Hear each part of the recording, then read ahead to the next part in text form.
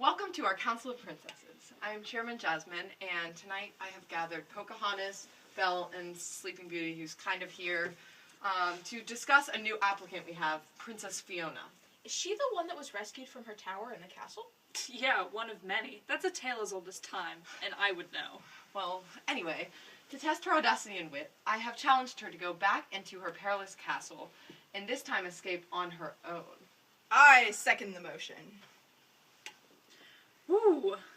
Well, be our guest. For a magic carpet ride. As we go just around the river bend and see how Fiona cracks the chemistry capers of the castle. Fiona's first obstacle is the fiery dragon. The dragon's fire will heat Fiona, so she needs to consider the enthalpy, or heat, of the reaction. Well, I know that enthalpy can be used to obtain the heat absorbed or gained in a reaction at constant pressure. In this case, the reaction, as shown, is a combustion reaction inside the dragon to create fire, assuming his stomach acid is purely methyl. However, I need to know the enthalpy, or heat, of the reaction so I don't get burned, literally. Roar! Let me give you a few clues about how I let loose. Remember that the first law of thermodynamics states that the change in internal energy, which is delta U, equals the sum of heat and work. Work can be derived to equal pressure times volume. Thus, the first law states... So my fairy godmother told me that the given information is that delta U equals negative 10 joules, pressure equals 4 atmospheres, and volume equals 0.5 liters. Plugging this into the equation, I find that heat, Q, is negative 8 joules. This negative 8 joules is the delta H, or enthalpy of the combustion reaction. This makes sense because we know that combustion reactions are always exothermic. They give off heat. But what if I reverse the combustion reaction and multiply the equation by a factor of 3? Ha ha. Psh, no sweat. If a chemical reaction is reversed, you simply flip the sign of the enthalpy. So now the enthalpy is positive 8 joules. To account by multiplier divided by factor, you do the same mathematical operation to the enthalpy. Since the dragon multiplied the reaction by 3, I multiply the enthalpy by 3. So the reaction yields 24 joules of heat. This means the reaction is endothermic. It takes heat to start.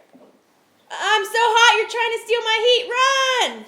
Having escaped the dragon, Fiona now comes to the gateway of the lava bridge. But in Shrek 1, Shrek and Donkey destroyed the floppy bridge in their escape. Fiona has no choice but to swim through the lava.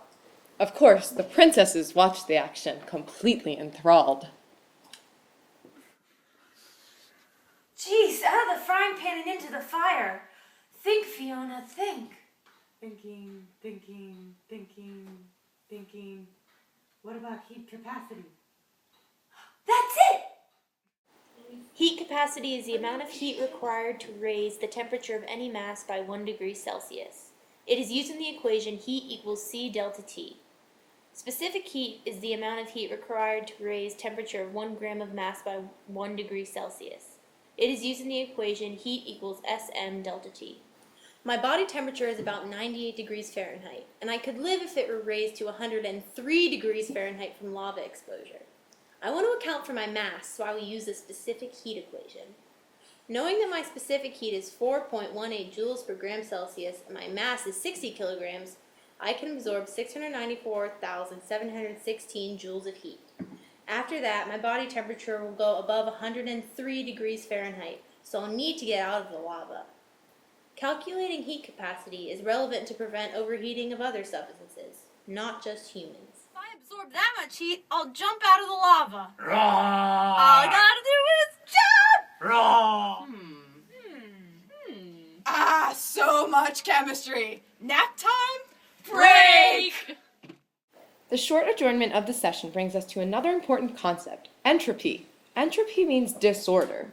It's the ability of a system to disperse energy among the possible ways of energy dispersion. A microstate is just one of these possible dispersions of energy. The more microstates, the more disorder, so the more entropy. In this scenario, each of the princesses represents a bundle of energy. Watch as Jasmine, Belle, and Pocahontas switch positions to show the different dispersions of energy, and thus some of the possible microstates. Also, the third law of thermodynamics tells us that at 0 kelvins, a substance is perfectly crystalline, so it must have one microstate. giving it the entropy of 0. If the princesses were perfectly frozen into a solid crystal structure, they would not be able to move. It would be completely ordered, so there would be no entropy. Freeze! See? 0 entropy. Nap time is so standard. Our conditions here are always the same. Such standard conditions. Standard conditions? Exactly. The princess energy model has thus far been a demonstration in standard conditions, as listed. But what if we change them? Let's turn up the temperature. Ah! Did someone kiss Aurora? Because she just woke up. No, the heat just startled me. Increasing temperature increases entropy. Aurora's awakening chemically represents the addition of new energy, increasing the number of microstates for the system, as shown by the new positions the girls are in. 3 hours of deliberation. We still have not reached a decision. I just wish I could go hunting right now. This council is in such disorder. Adding one more person would just increase that disorder, adding more energy and thus increasing disorder. And would that additional disorder throw the council into chaos? Will it upset the balance of our free energy? Free energy? That is the amount of available energy, energy that is not already in use. Think of free energy as the energy unused by the reaction of the princesses. The equation for free energy is delta G, which is free energy, is equal to delta H minus S times delta T. So free energy depends on enthalpy and entropy. Oh, wait! I know how to do this! You do? For free energy, a negative value means the reaction is spontaneous. In our case, the reaction of the princesses on our council is combustion, and our personalities combined may cause an explosion. Okay, so if we haven't combusted yet, that means the free energy is positive, aka the process is non-spontaneous. Currently, our equation looks like this. Delta G is positive because the reaction is non-spontaneous, which means the Princess Council is not combusting. T is positive because currently the reaction is at standard conditions. S is negative because there is also order on the council right now, so the entropy is currently low. H is also negative because it is a combustion reaction, which means it's exothermic. Keep in mind that T delta S is larger in magnitude than delta H to make delta G positive. And if we add Fiona, then the entropy, which is delta S, will be positive, so there will be so much disorder. Oh no! Delta H is still negative. So, changing the sign of delta S makes the equation subtract the value of T delta S. So, delta G is now negative. That means that the change in free energy will be negative. We're gonna combust! Only if Fiona comes, she'll increase the entropy enough to make the free energy negative. Did someone call me? I just want to sleep! I just want to sleep, guys! Come on! I should be sleeping right now!